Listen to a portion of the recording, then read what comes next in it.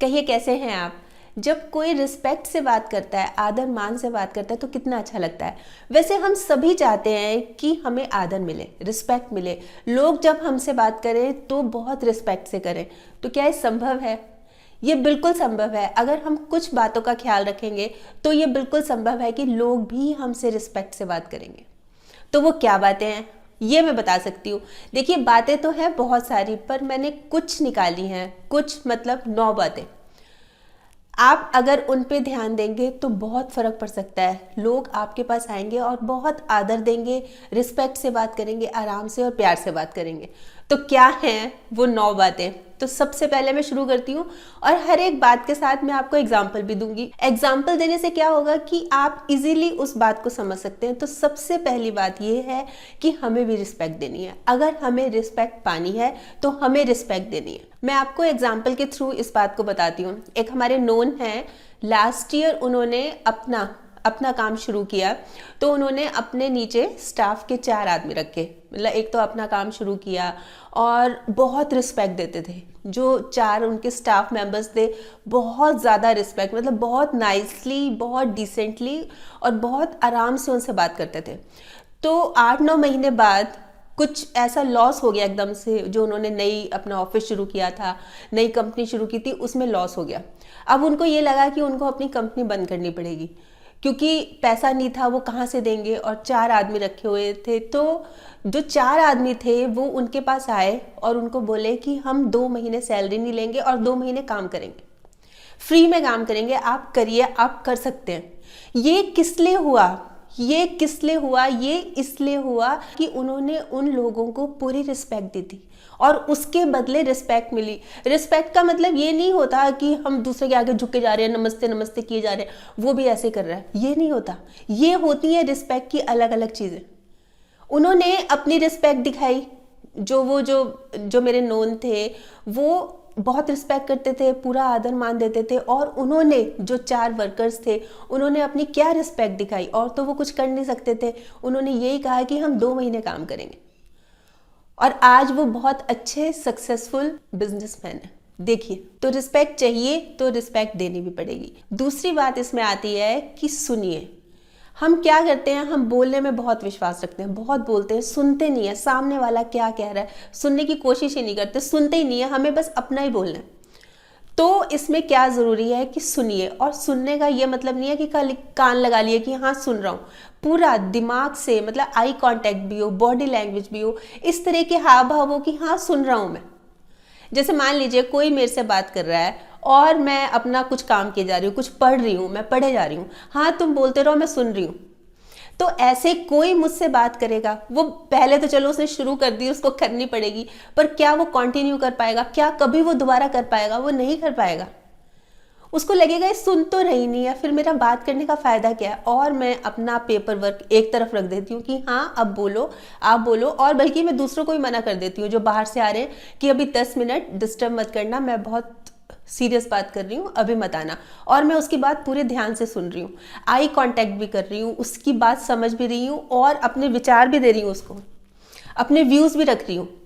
तो वो अगली बार क्या, 4 बार 5 बार हमेशा ही अपनी कोई भी प्रॉब्लम या अपनी कोई भी बात मेरे से सलाह करेगा। तो हमें बात सुननी चाहिए, ये बहुत ज़रूरी है। तीसरी बात इसमें आती है कि दूसरों की केयर करें। जब तक हम केयर नहीं करेंगे, किसी की फीलिंग्स को नहीं समझेंगे, तो दूसरा हमारी फीलिंग्स को क्यों समझेगा। देखिए, मैं एक एग्जाम्पल देती हूँ। जैसे मान लीजिए 2 फैमिलीज रहती हैं और एक फैमिली में एक आदमी को एकदम से दवाई की जरूरत पड़ी, वो बीमार है, वो उस घर में अकेले हैं। और साथ वाले घर में एक लड़का रहता है और वो भी अकेला है और वो कुछ काम भी नहीं कर रहा, वो टीवी देख रहा है। उसको ये पता लगता है कि उसके साथ वाले घर के जो अंकल हैं वो बीमार हैं, उनको दवाई चाहिए। तो बोलेगा हाँ ठीक है, मैं शाम को ले आऊँगा। तो वो क्या सोचेंगे, जो बीमार अंकल हैं उनको अभी चाहिए और वो बोल रहे हैं मैं शाम को ले आऊँगा।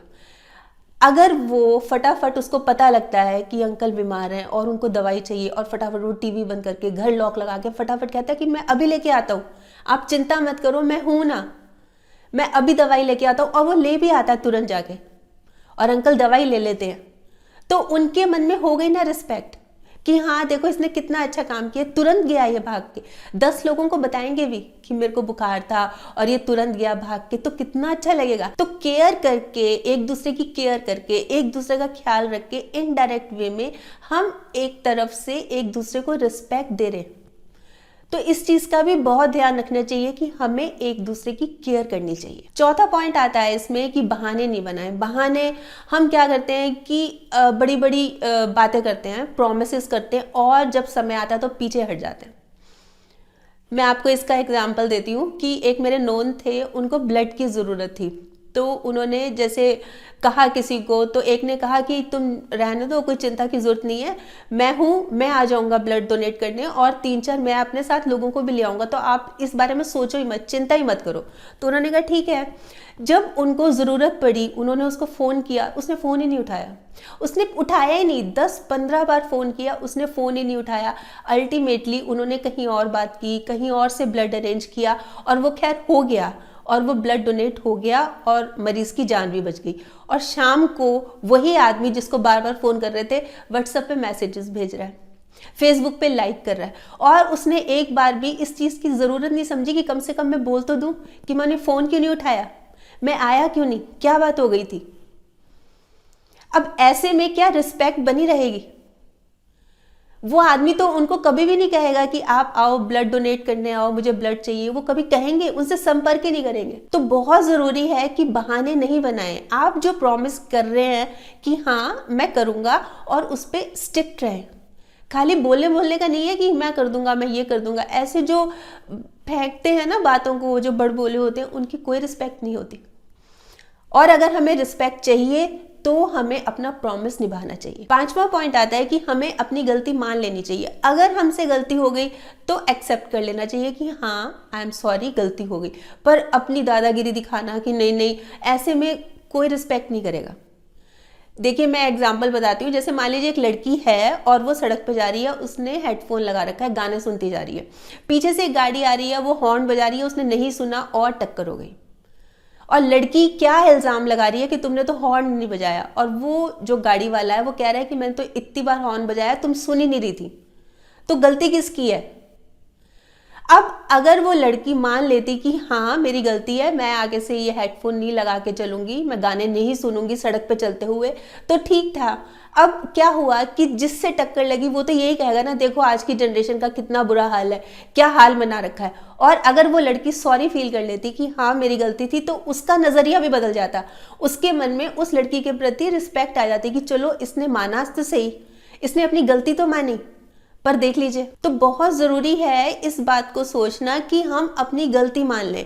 ये नहीं है कि हम गलती भी किए जा रहे हैं और उसको मान भी नहीं रहे, ऐसे में रिस्पेक्ट नहीं बनी रह सकती। इस चीज़ को सोचना बहुत ज़रूरी है कि अगर हमें अपनी रिस्पेक्ट करानी है तो अगर हमसे गलती हुई है तो उसको मान लेना चाहिए। इसमें कोई छोटा बड़ा नहीं हो जाता अपनी गलती मान के, बल्कि एक रिश्ता ही मजबूत बनता है। 6वां पॉइंट है कि बदलते समय के साथ साथ हमें भी बदलना चाहिए।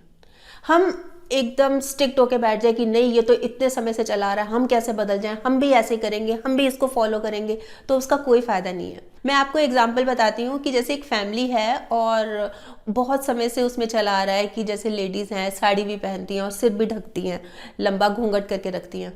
अब उस फैमिली में जो सास है, अब जैसे बहुत टाइम हो गया इस बात को, 25 साल हो गए, वो जब आई थी उनको बड़ी मुश्किल हुई थी इस बात को एक्सेप्ट करने में, पर उन्होंने वो किया, मन मार के किया, पर अब उनकी आदत हो गई। अब 2 चीज़ें उनके सामने, अब उनकी बहू आ रही है तो क्या वो वही चीज़ उसको भी बोलें कि यही अपनाओ, ऐसे ही करो, या वो उसको बोलें कि कोई बात नहीं, तुमको जैसे ठीक लगता है तुम करो, तुमको सूट पहनना है तुम सूट पहनो, जैसे तुमको ठीक लगता है करो। रिस्पेक्ट किस बात में होगी? अगर वो उसके ऊपर जोर जबरदस्ती करती है, जैसे कई घरों में होता भी है कि जोर जबरदस्ती करेगी, नहीं तुमने तो साड़ी पहननी है, सिर भी ढकना है, साड़ी भी पहननी है, वो नहीं पहन पा रही। अब सास समझती है इस बात को, क्योंकि वो भी इस सिचुएशन से निकली है, तो उसने बोल दिया उसको कोई बात नहीं, जैसे तुमको ठीक लगता है करो। तो बहू की नज़रों में सास की रिस्पेक्ट बढ़ गई ना। वो बात बात पे सास की रिस्पेक्ट करेगी कि नहीं करेगी? और ऐसे ही सास भी, वो तो कर ही रही है रिस्पेक्ट, वो कर रही है जब भी तो उसने उसको फ्रीडम दे दी, तो हुआ ना दोनों तरफ से। एक ने किया फिर उसको मिली भी। 7वां पॉइंट आता है कि नेगेटिव नहीं पॉजिटिव सोचना चाहिए, हमेशा पॉजिटिव। जैसे इसी का मैं एग्जांपल देती हूँ कि किस तरह से, जैसे एक लेडी शादी होके आई और वो आगे पढ़ना चाह रही है और हस्बैंड ये बोल रहे हैं नहीं ये कैसे हो सकता है, अब शादी हो गई, शादी के बाद थोड़ी ना लड़कियां पढ़ती हैं, और उसका बहुत मन है कोई कंपटीशन में बैठने का, कोई एग्जाम देने का, उसका बहुत मन है, उसका इंटरेस्ट बहुत है। वहीं हस्बैंड उसको ये कहता है कि कोई बात नहीं तुम करो, मैं तुम्हारी पूरी हेल्प करूंगा, जहां तक हो सके मैं करूंगा, बच्चे को संभालना होगा तो वो भी मैं संभालूंगा, पर तुम पढ़ो, तुम अपने सपनों को पूरा करो। तो क्या होगा, वाइफ क्या सोचेगी, उसकी जो हस्बैंड की रिस्पेक्ट है वो और बढ़ जाएगी, उसकी नज़रों में उसके हस्बैंड की रिस्पेक्ट और बढ़ जाएगी। और हस्बैंड तो उसको रिस्पेक्ट दे ही रहा है ना, क्या कह के दे रहा है कि वो उसको पढ़ने का मौका दे रहा है कि हाँ तुम करो, उसके सपने पूरे कर रहा है। तो हुआ ना, वो उसने रिस्पेक्ट दी तो उसको मिल भी गई। अब वो पूरी कोशिश करती है कि एक तो मैं इनके सपनों को पूरा करूं जो इन्होंने चाहा है, जो ये चाह रहे हैं कि मैं कंपटीशन में अच्छे नंबर लाऊं, पास हो जाऊं, और मेरे पति को कोई प्रॉब्लम भी ना हो, मैं घर का काम भी इस तरह से करूं कि इनको कोई प्रॉब्लम ना हो। तो ये इनडायरेक्ट वे में हो गई ना, एक दूसरे की रिस्पेक्ट हो गई, एक ने दूसरे की भावना को समझा, दूसरे ने पहले की भावना को समझा, और कितना अच्छा माहौल बन गया, कोई तनाव नहीं, कोई टेंशन नहीं। 8वां पॉइंट इसमें आता है कि अपनी शालीनता, अपनी डिसेंसी होती है ना, वो मेंटेन रखिए, वो बनाए रखिए। मैं आपको एग्जांपल बताती हूँ, अभी 2-3 दिन पहले हुआ, एक ऑफिस में गई थी मैं, तो मेरे आगे 2 लेडीज जा रही थी, मैं दोनों को किसी को भी नहीं जानती थी, वो भी नहीं, हम एक दूसरे को कोई नहीं जानता था। तो आगे जो लेडी थी वो एक रूम में एंटर हुई और भड़ाम करके दरवाज़ा खोला और भड़ाम करके दरवाज़ा बंद भी हो गया, वो चली गई अंदर। हम दोनों को भी उसी रूम में जाना था, तो वो मेरे आगे थी, उसने दरवाज़ा खोला और दरवाज़ा खोलते खोलते उसने ऐसे ही हल्का सा पीछे मुड़ के देखा, उसको लगा कि मैं भी आ रही हूँ, शायद मुझे भी इसी रूम में आना है, तो उसने दरवाज़ा थोड़ा सा और ज़्यादा खोल दिया कि हम दोनों आराम से एंटर हो जाएं। और हम एंटर हो गए, और एंटर होते होते मैंने उस लेडी को स्माइल दी, हालांकि हम जानते नहीं थे, उसने भी स्माइल दी। फिर मैंने उसका नाम पूछा, फिर मैंने उससे पूछा आप कहाँ रहते हो, हमारी बातचीत शुरू हो गई और हमारी जान पहचान बन गई। और वो लेडी जो पहले दरवाज़ा भड़ाम करके गई थी, उससे हमें जानते ही नहीं है, हमने उससे नाम भी नहीं पूछा उसका। अब क्या हुआ, इनडायरेक्ट वे में क्या हुआ कि उस लेडी ने दरवाज़ा खोलते हुए मुझे थोड़ी सी रिस्पेक्ट दी, और मैंने क्या हुआ, मैंने उससे बात पूछी, फिर हमने आराम से बात की, अब हम फ्रेंड्स बन गए। कैसे बन गए, देखिए कितनी सिंपल तरीके की बात हुई और बन गए, किस लिए कि उसने डिसेंसी रखी, उसने शालीनता रखी, और मैंने भी उसका पूरा रिस्पॉन्स दिया। 9वां पॉइंट इसमें आता है कि जो हम बात कहें उस पर अडिग रहें, डटे रहें। ये नहीं है कि हमने कुछ बोल दिया फिर हम उससे हट गए। जैसे एक लेडी है, वो बातें बड़ी बड़ी कर रही है कि दहेज नहीं लेंगे, ये नहीं करेंगे, वो नहीं करेंगे, और खूब दहेज ले रही है। एक लेडी है जो हमेशा ये बोलती है कि कन्या बहुत ज़रूरी है, बेटी बचाओ बेटी पढ़ाओ, और जब उसी के घर में उसकी बहू प्रेग्नेंट होती है तो वो टेस्ट कराना चाहती है कि कहीं लड़की ना हो जाए। तो उससे क्या होता है, उससे क्या हुआ कि हमारे मन में ना एकदम से फीलिंग आ जाती है, अरे ये बातें तो बहुत बड़ी बड़ी करती हैं, पर एक्चुअल में क्या है। बहू भी सोचेगी ना कि इतनी बड़ी बड़ी बातें करती हैं, पर एक्चुअल में तो इनकी हकीकत कुछ और ही है। उससे क्या है कि रिस्पेक्ट रहेगी कि खत्म हो जाएगी, खत्म हो जाएगी, बिल्कुल खत्म हो जाएगी। जबकि हम जो कहते हैं, अगर हम उस पर स्ट्रिक्ट रहते हैं, एक लेडी बोलती मैंने तो लेना ही नहीं है दहेज, और वो लेती भी नहीं है, तो हमेशा के लिए वो एग्जाम्पल बन जाएगी, एक प्रेरणा बन जाएगी। पर जहां पे वो अपनी बात से हटी तो रिस्पेक्ट खत्म।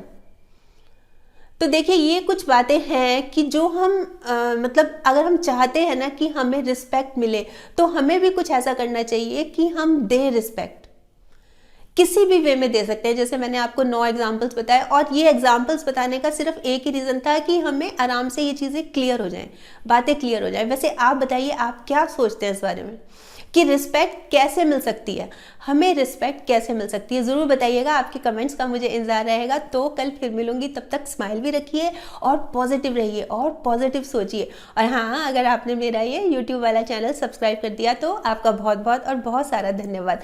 नहीं किया तो प्लीज़ कर लीजिएगा, और सब्सक्राइब करने के साथ साथ ना इसमें जो एक बेल का बटन है ये भी दबा दीजिएगा, ताकि जब भी जैसे मैं कोई वीडियो अपलोड करती हूँ आपके पास नोटिफिकेशन या मैसेज आ जाए। और अगर आपको ये वीडियो अच्छा लगा तो प्लीज़ आप इसको शेयर भी कर लीजिएगा। ठीक, बाय।